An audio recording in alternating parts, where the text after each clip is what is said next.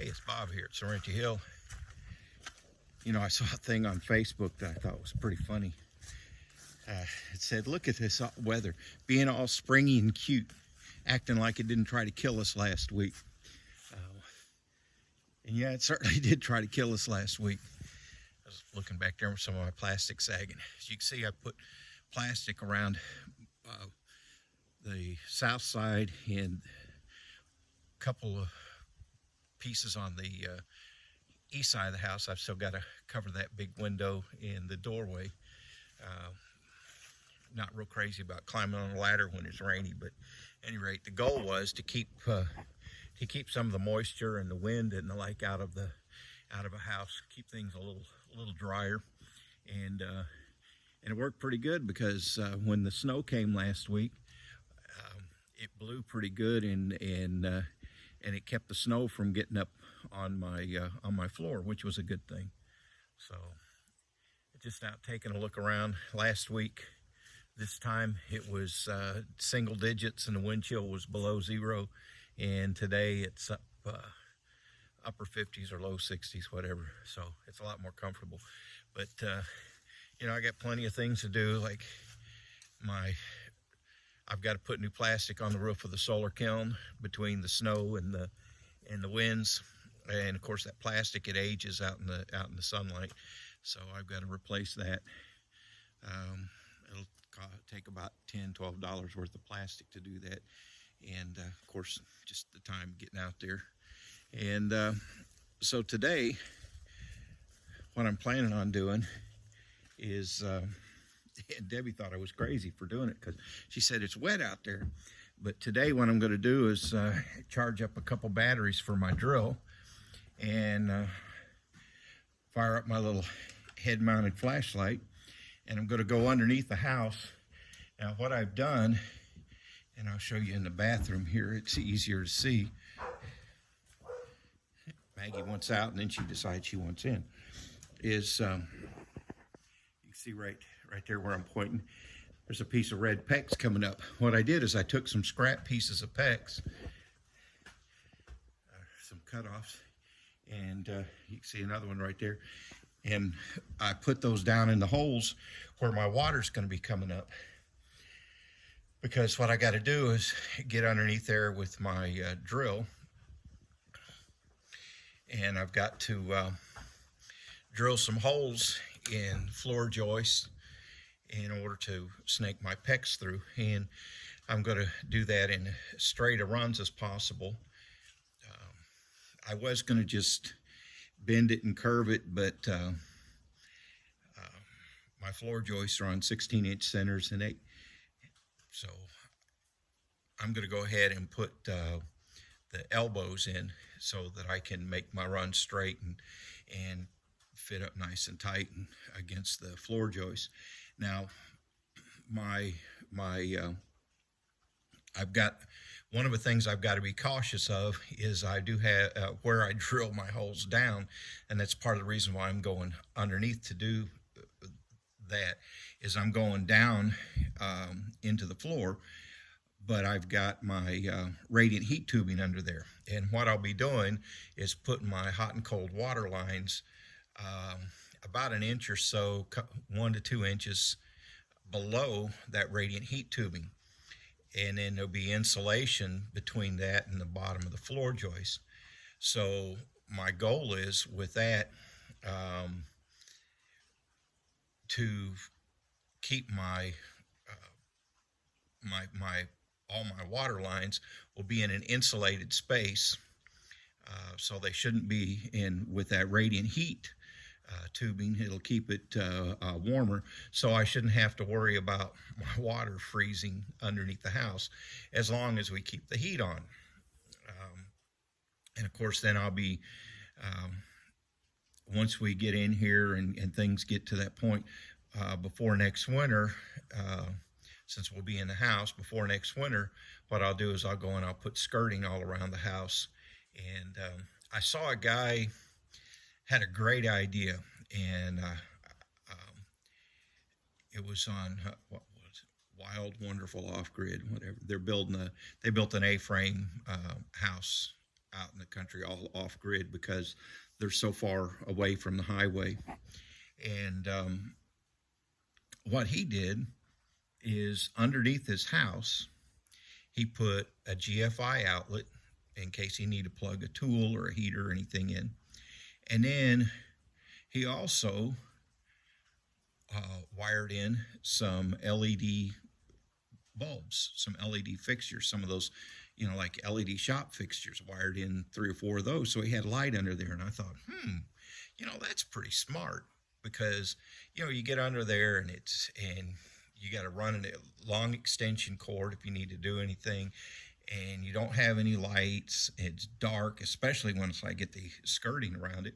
I thought, that's a pretty good idea. So I'm going to borrow that idea from him. So, there's a lot of things you can learn by watching what other people are doing that you can incorporate into your own build. So I'm going to go make sure my batteries are charged up, and then I'm going to crawl underneath there and start drilling holes. And I'll see if my headlight provides enough light so you guys can share in the fun. But that's my plan for today. Oh, one other thing that I did do today just a few minutes ago, and Deb must have thought I was absolutely crazy. That happens a lot, her thinking I'm crazy, by the way. You guys probably do too. Oh, well. I've got that Harley. I love my Harley. I love riding a bike. And everybody makes a big deal about winterizing your bike. And I don't know, I've been riding for only 12, 13 years, something like that. I think it was 2010 when I bought my first bike. So 12 years I've been riding. And so everybody makes a big issue of, for wintertime, you got to put your fuel stabilizer in, you got to put a battery tender on and all this. Well,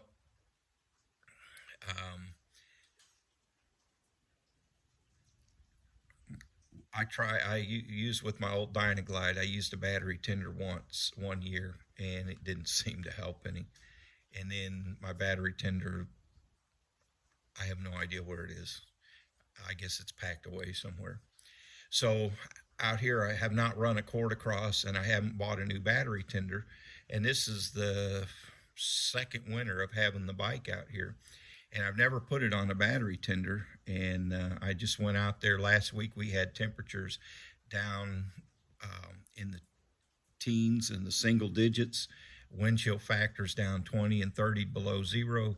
I went out there today, and the bike fired right up. You would never know that it had been out there in the cold without a battery tender. So sometimes I think some of these things that people say, you got to do this, you got to do that, you got to do the other. We say we got to do them because everybody else does, and you've never checked it out yourself. I may be shortening the life of my battery. I don't know. It's a 2016. I bought it. It was a couple years old. So it's the original battery that was in it. So I figure probably this spring I'll replace the battery, because it's going on, 6 years. So unless the guy who owned it replaced the battery before I bought it, I haven't replaced the battery. So anyways, enough rambling about that. But just, I did have to, here I go, say enough rambling, and then I go ramble some more. Oh, well. I did have to put a new battery in my truck. I'd been thinking back in the fall, whenever temperature got down around freezing, that it was kind of slow to crank. I thought, I need to replace a battery, because my truck's a 2017, and when I bought it, it was a couple years old. It was off lease. I know it was off lease because the title that they gave me on it to go get my title was from a leasing company up in Michigan. So here my truck that I bought in southeast Missouri was originally owned by someone up in Michigan, and they had leased it, and so it was an off-lease vehicle. And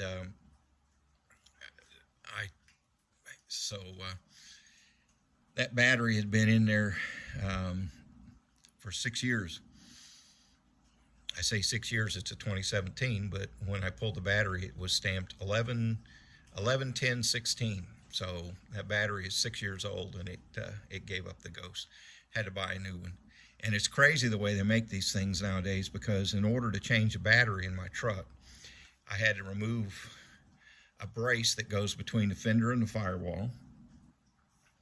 And the negative terminal is quite straightforward. It's just to loosen it and it lifts up. I don't know when GM did this. They were notorious for those stupid side terminals. Now they've gone to a top terminal, so I like that. But to remove the negative side, the positive side, you've got to remove a plastic cover. And then underneath that plastic cover, there's another wire and a wiring harness that attaches to a plate that's on top of the battery. And there's like 4 other wires that fasten to it, and there's a wire running from the positive terminal up to your jumper terminal, and it's amazing. So it takes a 10 millimeter, a 13 millimeter, and a screwdriver, and then the battery, the way it's shoved in, you can't lift it straight out. You have to kind of get in and out at a little bit of an angle to get it in and out. So that's crazy. Didn't take that long to fix, but boy, they sure don't make them nice and straightforward like they used to, do they? All right, I'm going to go make sure my drill batteries are charged up, because there's nothing worse than being underneath there and having my drill battery run down on me before the job is finished. So I'm going to make sure my batteries are charged up, and then I'm going to crawl underneath the house. Deb thought I was crazy. She said, "It's so rainy and nasty out. How can you do that?" Well, with the gutter I've got on the back and with between the roof and the floor, it's dry as a bone underneath there. So it's probably the driest place I got to work right now is underneath my house. So I feel pretty good about that, actually, because knowing it's dry underneath there means I'm less prone to getting rot and other issues. So this is a good thing. All right, let me check my batteries and I'll get back with y'all. Underneath the house. As you can see, nice and dry under here. And I'm making my way up there. I had to stop and turn my hat around because the bill kept me from being able to see, and I really didn't want to bang my head on stuff.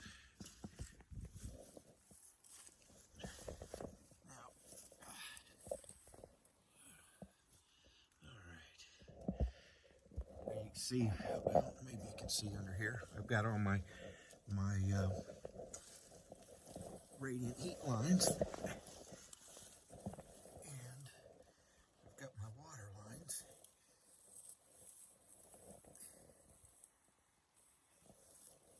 And so now I've got to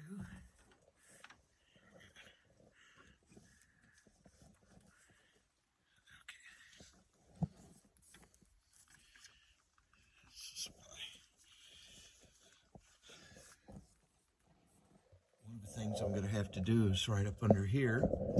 I guess you can't. I'm going to turn my headlight on. See if that helps you guys. I'm going to have to trim right here a little for my flange, for my radiant heat tubing, so that I can get through, and I'll drill a hole next to that. I got a nail there. I'll drill a hole next to that, and that'll be where my water line will go up. And then I'll have this hole to use for my water line going to the kitchen. And I'll also be able to stake my water lines going to the bathrooms through that. So now it's time to start drilling holes. How you like my little headlight? All right, time to get to work. All right, well, I got all my holes drilled. It's not as dry under there as I had hoped. There's one area between the shower and the half bath that was kind of damp. It appears that I've got a gutter on the back of the house that's got leaves in it, and it kind of overflowed, and that ran under the house. So I have a damp area under there. Nothing a little gutter maintenance won't take care of. It is the woods, and there's a lot of leaves that come down in the fall. So I've got all my holes drilled. Only had one casualty. I sliced through one of my radiant heat lines. So I'll have to do a little patch on that, but oh well, sometimes things happen. They say if you never make mistakes, it's because you aren't trying anything. So I must be trying real hard, because I make my share of mistakes. And you know, when I was in the engineering world doing projects, you know, managers always wanted everything to go perfectly, and very, very rarely do things go perfectly, right? There's always something that goes wrong. And I used to tell them, you know, you're never going to achieve perfection. You can shoot for it, because by going for perfection, then hopefully you'll hit excellence.